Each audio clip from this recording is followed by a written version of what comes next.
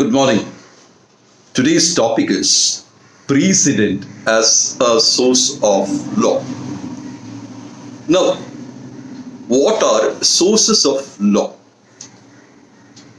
In a country, from where we get the laws, from where we derive our laws, that is termed as sources of law.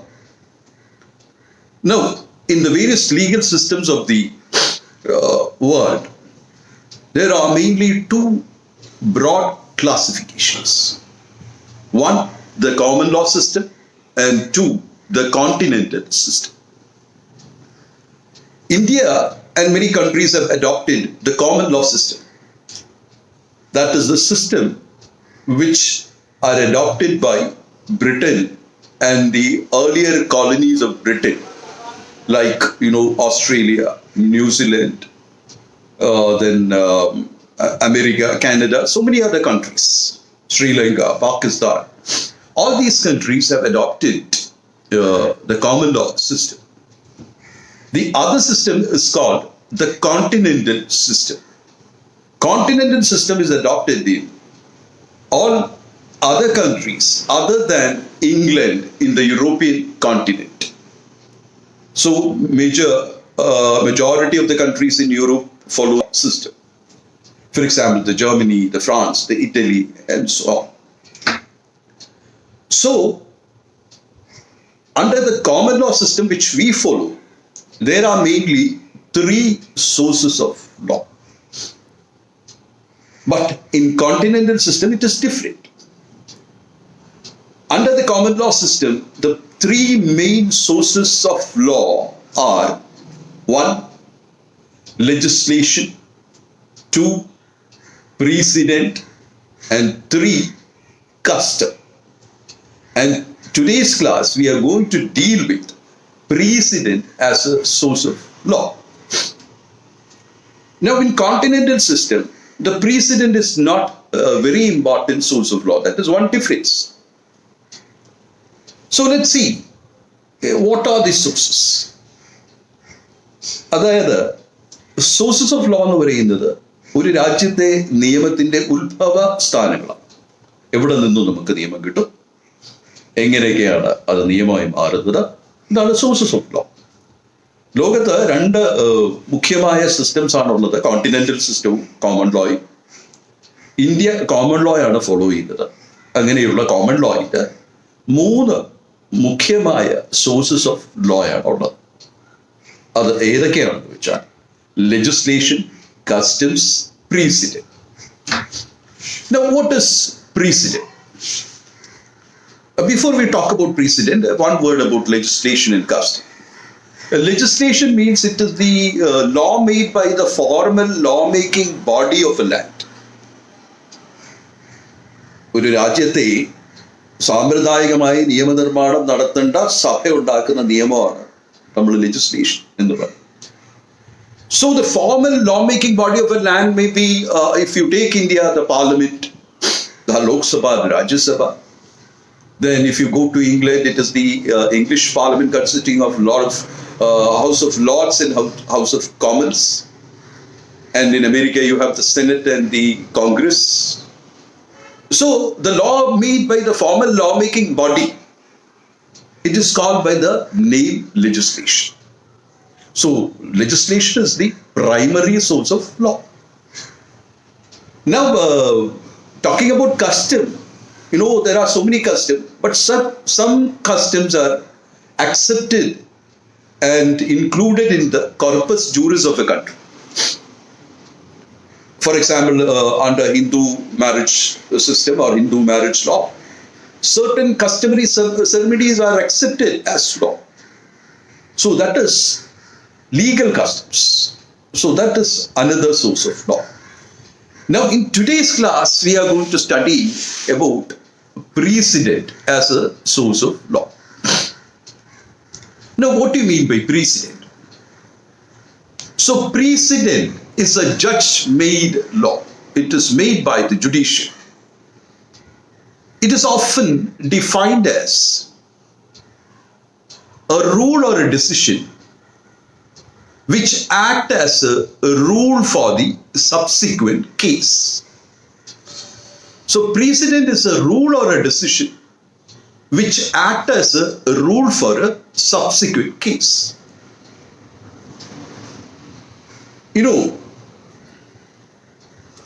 the decision of a superior courts are considered to be binding law with regard to law evolved or points of law above an inferior court. So when a higher court, a superior court, make a decision regarding a point of law, the law evolved will be binding on the subordinate court. This is called precedent. For example, when the Supreme Court of India evolves a law in a case, this point of law will be binding on all courts within India. The lower courts, I mean the subordinates court, they cannot say that we are not bound by the decision or we will deviate from the decision. They can't do that. The law evolved by the Supreme Court is binding on all courts in India. Similarly, when the High Court of a state makes or evolves a law in a judgment, that law will be binding on all subordinate courts. This is called precedent. അപ്പോൾ precedent എന്ന് പറഞ്ഞാൽ ഒരു superior court, മേൽക്കോടതിയുടെ വിധികൾ കീഴ്ക്കോടതികളെ സംബന്ധിച്ച് നിയമമാണ്. അവര് ആ മുൻവിധികളിൽ നിന്ന് വ്യതിചലിക്കാൻ പാടില്ല. വിധികൾ എന്ന് പറയുമ്പോൾ അതിനകത്ത് ആ നിയമവശമാണ്.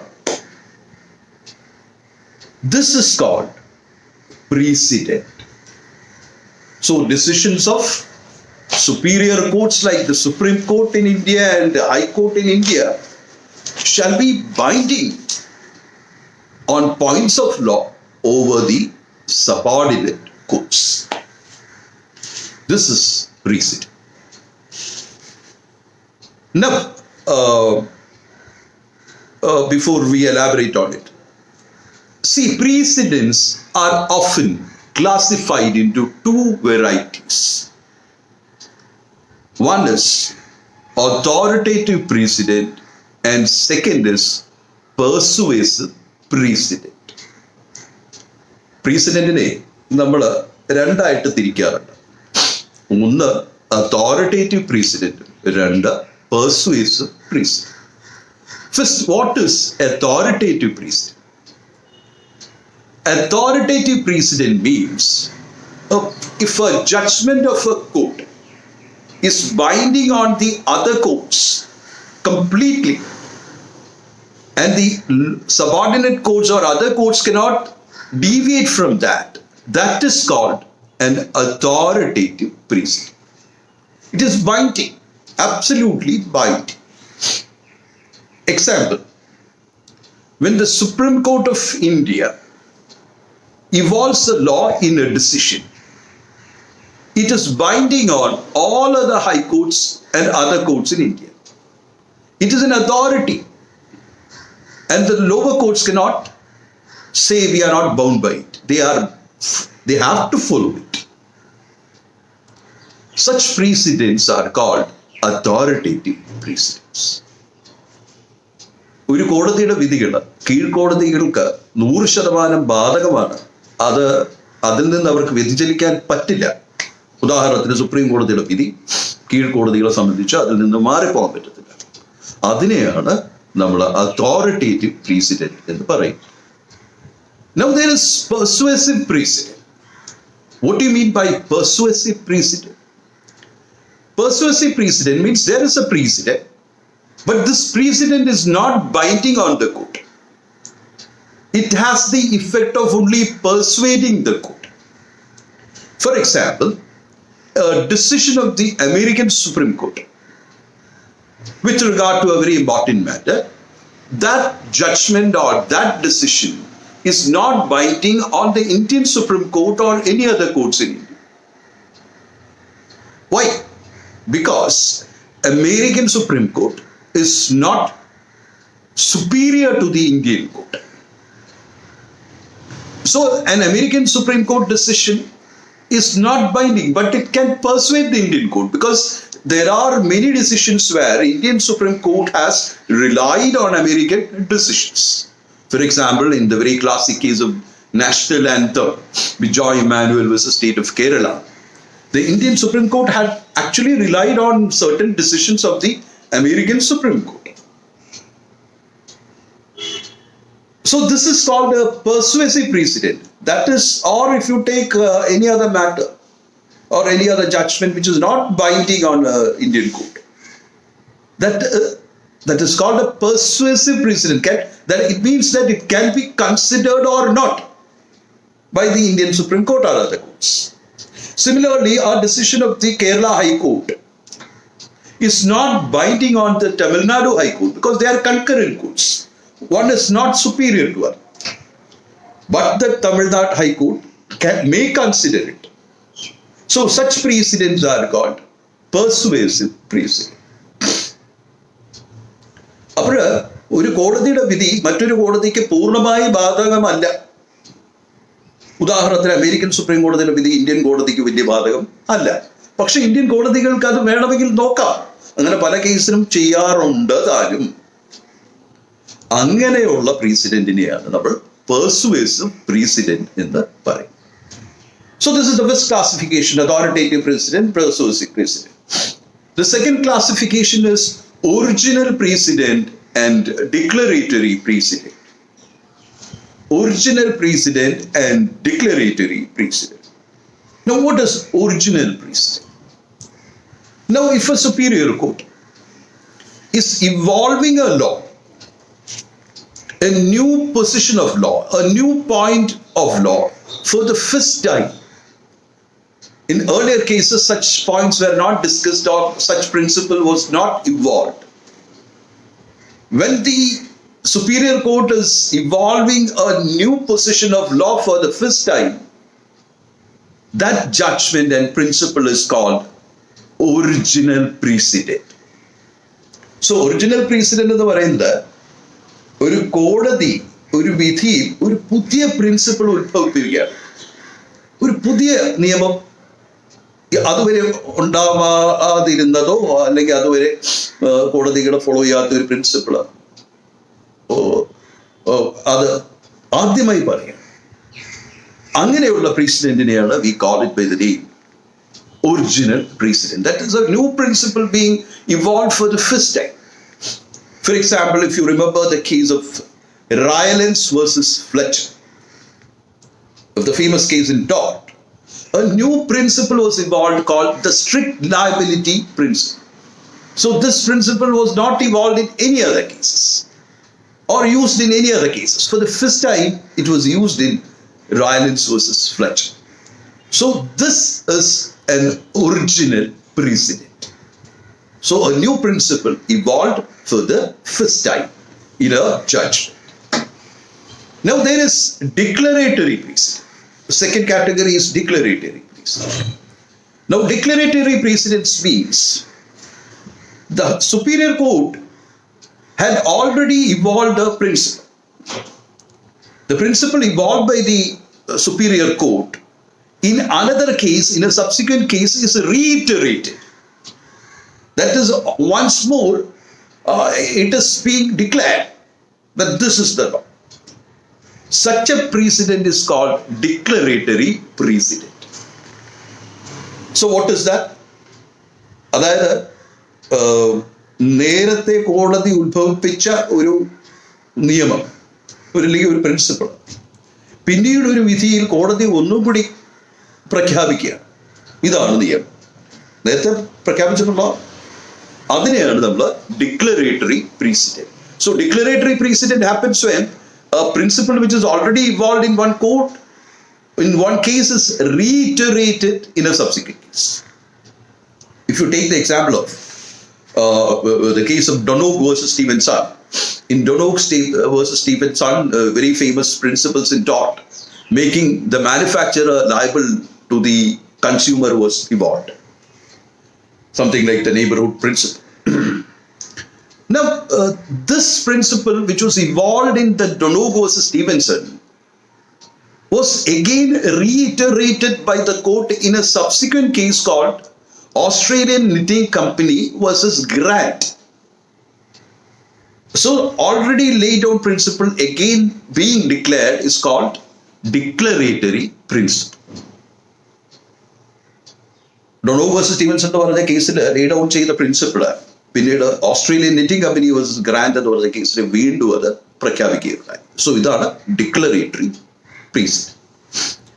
Now there are differing opinion. For example, persons like Lord Blackstone is of opinion that all precedents are declaratory because only the legislature can make the laws, and the Supreme Court or whatever court is, it can only declare law. But it is not worth discussion for the undergraduate level.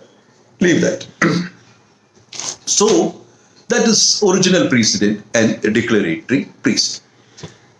Now we move over to a very important concept, very important concept in what you call precedent, the concept of ratio decidendi or ratio decidendi. So it is pronounced usually as ratio decidendi. Some pronounce it as ratio decidendi. So you can use both of the pronunciation. Now, what is ratio decidendi? Now we know a judgment of a court, whatever court, the English court or the Indian court, may consist of 5 pages, 100 pages, 200 pages, 300 pages, sometimes running to hundreds and hundreds of pages. I mean, there can be short judgments and long judgments. So you take a judgment of 50 pages or 100 page. In that judgment, the judge will be referring to so many matters. He will be referring to treaties which he had attended and deliberations of that treaties. He may refer to existing and earlier laws of the land. So many things will be referred to by the judges. Now the question is whether all these things referred by the judges are precedents and binding on the lower courts. ഒരു കോടതി വിധിയിലെ judge നൂറുകണക്കിന് page ഉണ്ടാവും. കോടതി വിധി അതിനകത്ത് പല പല കാര്യങ്ങളും ജഡ്ജി പറയുന്നുണ്ടാവും. പുള്ളി അറ്റൻഡ് ചെയ്ത സെമിനാറും അതിലുള്ള ഡെലിബറേഷനും ഒക്കെ പറയുന്നുണ്ടാവും. പക്ഷെ ഇതെല്ലാം കീഴ്ക്കോടതിക്ക് ബാധകമാണോ? അതാണ് ചോദ്യം. Now the rule is that whatever the judge states in a judgment, the whole of it is not binding on the lower court. The judge in a decision bases his judgment or comes to his decision on the basis of a principle. So it is on the basis of a principle the judge comes to a decision. And it is this principle that is binding on the lower court. It is this principle that is binding on the lower court. The rest of it is not binding. So what is ratio decidendi? Ratio decidendi means it is the principle which was used by the judge to come to his decision. This is the ratio decidendi, the principle. For example, if you take, you can refer to so many cases. As the case which we have referred earlier, the case of RYALANDS versus FLETCHER. In that particular decision, the Supreme Court, the English court came to its decision on the basis of a principle, and the principle was the strict liability principle. So it is this principle that is binding on the lower courts. And this principle is the ratio decidendi of that particular case. Or if you take the DONOGUE versus Steven Son, the principle that a manufacturer is liable to the ultimate consumer for the negligence under the neighbourhood principle. That was the principle which was adopted by the court or the judge to come to his decision. And therefore, that is the ratio decidendi of the case. ഒരു judge തൻ്റെ തീരുമാനത്തിലേക്ക് എത്തിച്ചേരാൻ ഉപയോഗിക്കുന്ന principle, ആ പ്രിൻസിപ്പിളിനെയാണ് ratio ഡെസിഡൻറ്റി എന്ന് പറയും. ഈ ratio ഡെസിഡൻറ്റിയാണ് പിന്നീടുള്ള കോടതികൾക്ക് നിയമമായിട്ട് ബാധകമാണ്. ഫോർ എക്സാമ്പിൾ, അതാണ് നേരത്തെ ഞാൻ പറഞ്ഞൊരു എക്സാമ്പിൾ, പിന്നെ റയലൻസ് വേഴ്സസ് ഫ്ലെച്ചർ എന്ന് പറയുന്ന ജഡ്ജ്മെന്റിന് ഒരു കോടതി ഉപയോഗിച്ചത് സ്ട്രിക്റ്റ് ലയബിലിറ്റി എന്ന് പറയുന്ന പ്രിൻസിപ്പിളാണ്. ഈ പ്രിൻസിപ്പിൾ ഉപയോഗിച്ചിട്ടാണ് ആ ജഡ്ജ്മെന്റിലേക്ക് എത്തിച്ചേർന്നത്. അപ്പോൾ ഈ സ്ട്രിക്റ്റ് ലയബിലിറ്റി എന്ന് പറയുന്ന പ്രിൻസിപ്പിളാണ് റയലൻസ് വേഴ്സസ് ഫ്ലെച്ചർ എന്ന് പറയുന്ന ജഡ്ജ്മെന്റിന്റെ ratio ഡെസിഡൻറ്റി.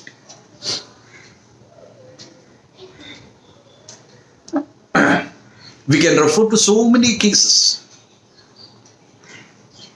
Indian cases also, the principles which were evolved. So ratio decidendi is the principle behind the judgment, or the principle which was used to come to his judgment. That is the ratio decidendi. Now the second aspect which we have to discuss is Obiter Dicta. Now what is Obiter Dicta? See, as I told you earlier, in a judgment will run to pages, and in a judgment the court will be discussing on several points of law which are related to the present case. Some points he just refer, but will not be used to decide his case, but may be important points. ഇപ്പോൾ ഒരു ജഡ്ജ്മെന്റിൽ ഒരുപാട് കാര്യങ്ങൾ, നിയമവശങ്ങൾ judge discuss ചെയ്യും. അതെല്ലാം ഉപയോഗിക്കണമെന്നില്ല. പല പല important ആയിട്ടുള്ള കാര്യങ്ങൾ ഡിസ്കസ് ചെയ്യും. പക്ഷെ അതെല്ലാം തീരുമാനത്തിലേക്ക് എത്താനായിട്ട് ഉപയോഗിക്കണമെന്നില്ല. So the statements made by a judge in a case, points of law which was referred by judge in a case or discussed by the judge in a case, which were not used by the judge to decide his case, which are mere passing statements, it is called Obiter Dicta. So Obiter Dicta are sayings by the way. They are statements in the judgment which was not used by the court or the judge to decide his case. So as it is not used to decide his case, even though they may be important, it's not binding on the other courts, because that is not ratio decidendi. It's only Obiter Dicta. No, Obiter Dicta of Supreme Court, in certain cases, however, the Supreme Court has observed that even Obiter Dicta of the Supreme Courts are important and has some effect on the lower courts. That's a different aspect. So, if you take an example, in the earlier decision which we have seen, in RYALANDS versus FLETCHER itself, the court had relied on the concept of independent contractor and things like that. Many observations were made with regard to the liability of independent contractor. However, when the judge decided the case, these references were not used. And the case was decided on the basis of strict liability principle. So such discussions in the judgment may be termed as the obiter. Similarly, when you have a multiple judgment, that is, there are a bench consisting of 5 judges, 4 judges form the majority and 1 judge is the minority, then the minority judge's decision may be termed in one way as obiter because it was not used to come to the majority decision. But it has its own value. അതായത് ഒരു ജഡ്ജ്മെന്റില് വിധിയിൽ എത്തിച്ചേരാൻ ഉപയോഗിക്കാത്ത കോടതിയിലെ അല്ലെങ്കിൽ ജഡ്ജ്മെന്റിലെ ഭാഗങ്ങൾ അത് judge വെറുതെ പറയുന്ന കാര്യങ്ങളാണ്.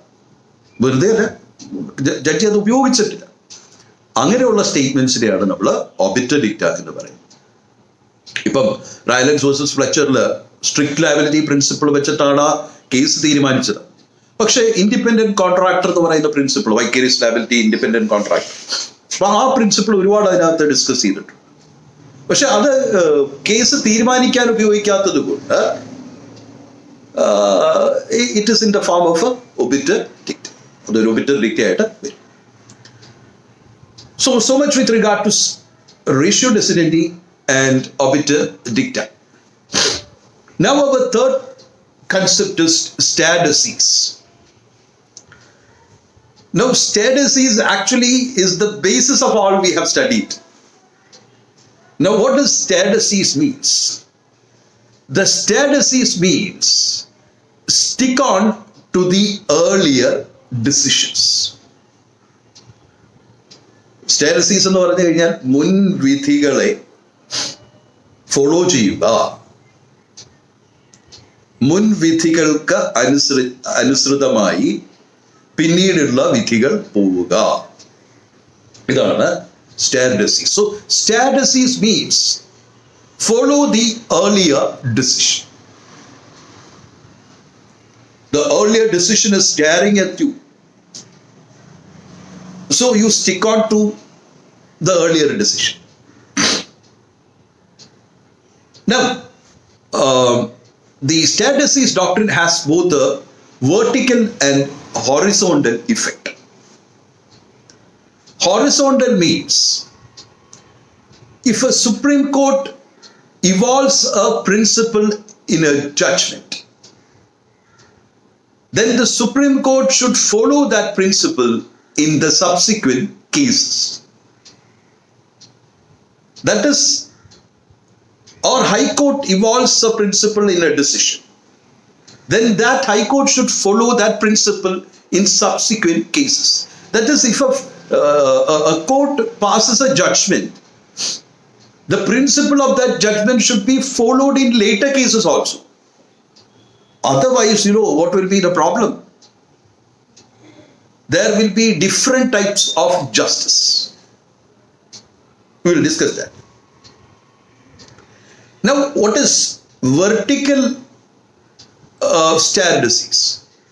Vertical stare decisis means when a decision is passed by a superior court, like the Supreme Court, it should be followed by all subordinate courts, the high courts and the other courts.